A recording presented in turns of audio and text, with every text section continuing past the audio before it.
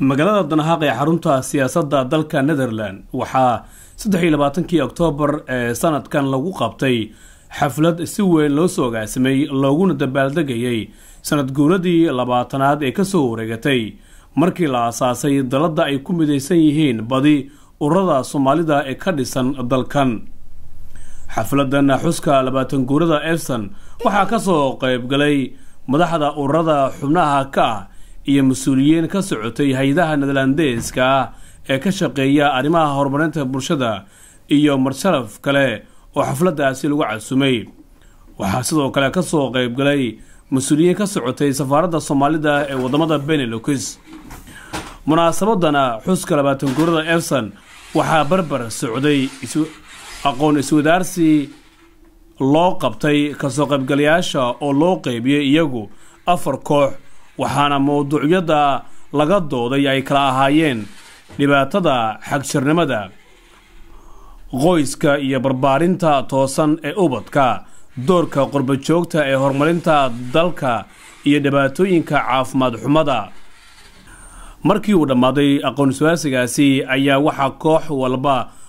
oo qof uu hadlayay uu madasha ka jeediyay hadallo kooban oo ku saabsan waxa ay ka doodeen iyo waxa uu halka noqon karo iyadoo luqadda lagu hadlayay ahayd Netherlands maadaama munaasabadda ay ka soo qayb galeen dad badan oo ajaanib ah. waxaa sidoo kale munaasabadda ka hadlay ku-xigeenka koowaad ee safaaradda Soomaalida ee wadamada Benelux Cali Maxamed Abuukar oo loo yaqaano Cali Wolof oo ku hadlayay magaca danjiraha Soomaaliya ee midowga Yurub. waxa uuna ugu horeyn madaxda dalada Efsan uu gudbiyay hambaliyo uu ka siday danjire Dr. Cali Saciid Faqi. waxaa dhinaca kale uu ka hadlay hawlaha culus ee safaaradda horyaala. ka fikirnay dadka aan xuduudida soo gudbi karin ama aan haysan dhaqaalaha ee meelaha fog degan iyo baad Netherland waa bay saaranahay laakiin dadka degan Scandinavian countries oo kale oo isla dhibaatada haysata dadka Holland haysata aan xuduudidaas oo fara badan aan soo gudbi karin Finland degan inta xuduud oo soo gudbaayo markay inta noo imaan wasaari kartay ما قال قفكي هذا الشرع العين إنه سوق أنا ساعات يجي شيء يقدر كي يقول رأي بس تفهم أي صنفات يعني أنا بيبقى عندنا وحوي ترى أهانا ضد كوبنا ناي سدح قفود وكلي هاي دبلوماسينا ماشي جولا سدح قفودنا ما يعني ما حق بتلي كرام سومالي جوكتا أو هنقول لي صدق كل لغة الماما وكلية وكنا نهرب markaas darteed dhaqaalaha aysan dhaqaalaha xirna ma laakiin inaan abuurno hay'ad oo ku kalsoonahay oo aan dhan hay'adaas hanoo soo qaado dadka masaakiinta ah ama dhiban ama xiran ama Soomaalnimadooda la cadeynayo laakiin hay'adaasi ay toos u leedahay xiriir safaaradda in la abuuro laga abuuro weliba wadamada anaga gaarkiina ah si aan xataa webcam aan qofkii wareysi u leeyahay qof aan arkin ama aan noo imaan ama anaga u tagi ama siiba maanta waa 23 Oktoobar maalin Khamiisa sanadka 2014 waxaa halkan ka dhacay kulan ama xafladaas oo ku saabsanayd in ururka dalada ah ee kulmiya daladaha ee kulmiya ururada Holland marka magaciisa la soo gaabay loo yaqaan Efsan oo 20 sano jirsaday.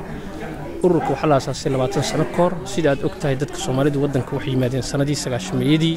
waxay ka soo carareen dagaalkii sokeeye marka runtii waxa iska jirtay iyadoo dadka laftooda ay kalsooni darro dhextiilay wadankana la yimid maadaama wadan la yimid dadka aan ku dhaqan iyo ku afyo ku diin aan ahayn waxa laga maarmaan noqotay in dadku ay sameystaan meel ay codkooda ku mideeyaan marka dad Soomaaliya isku yimid arrinta ka wada hadlay waxa laga shaqeeyay sidii dadka Soomaalida ah ama ururada Soomaalida marka jiray ay u midoobi lahaayeen u sameeyay lahaayeen dalad halkaasi dalad ka dhalatay waxayna 20 sano ka hor markii ugu horeysay waxay ka koobnay 18 urur laakiin marka dambeysay way sii koreysay ilaa hadda maanta oo ay ku midaysan yihiin 60 urur kuwaasoo dhammaan wadanka Holland magaalooyinkiisa tuulooyinkiisa goboladiisa oo dadka Soomaalidu ay kala degan yihiin active ama dad firfircoon ka ah oo caawiya dadka Soomaalida ah oo degan magaalooyinkaas. dabcan howlaha ay qabtaan aad iyo aad u badan yihiin laakiin kulankan waxaa ka soo qayb galay dad Soomaali ah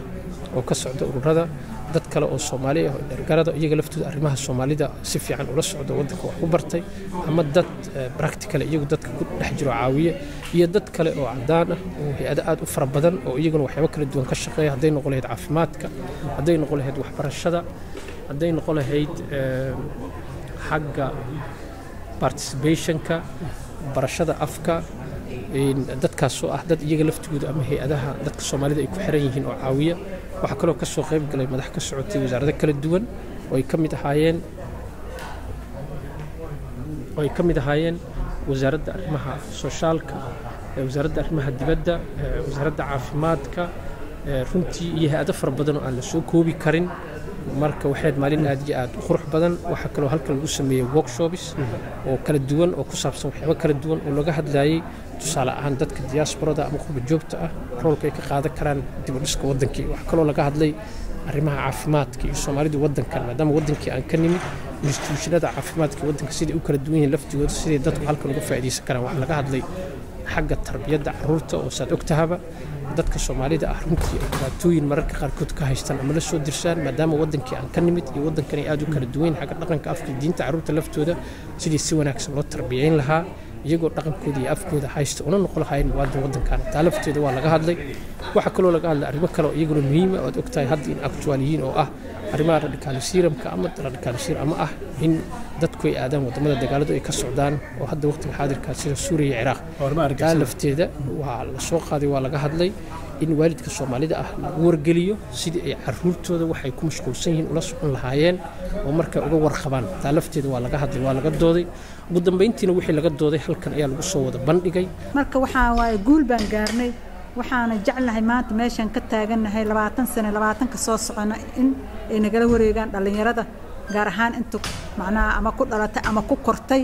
oo wax ku baratay in macnaa aan u bedelno urur aan ka tagno aan tagno macad macnaa waxbarashadeed ama macad macnaa muxuu ah baaris sameeyo sidii macnaa hataa oo gudoomiyaha oo ururka Caliwaare oo maanta oo sheegay taas ayay maanta ay qorshaha ay noo tahay in dhalinyaradayna wadankan macnaa inay nagala wareegaan waxyaalihii aan inta ka barana runtii oo anagoo ururo kala duwan ah oo macnaa muxuu ahaa gobollo kala duwan ka nimid haddana aan ku guuleysanay inaan maanta 20 sano macnaa kadib inaan macnaa oo Soomaali isu tageed waxyaalaha loo baahan yahay waa maanta marka Efsan waxay mudan tahaan leeyahay anoo faaninaynin in ku dayasho oo macnaa hataa ururada kale oo ka dhisan muxuu ahaa wadamada kale ee Yurub ama Ameerika ama Canada ugu dambeyn waxaa munaasabada shahaado sharaf lagu guddoonsiiyay madaxa mashaariicda horumarinta arrimaha bulshada ee dalada Efsan Sahra Siyaad Naaleeye oo iyadoo lagu ammaanay waxqabadkeeda iyo doorka ay ka ciyaarto arrimaha bulshada. Dalada Efsan waxa ay kulmisaa in ka badan 55 ururo iyo jaalida ka dhisan dalka Netherland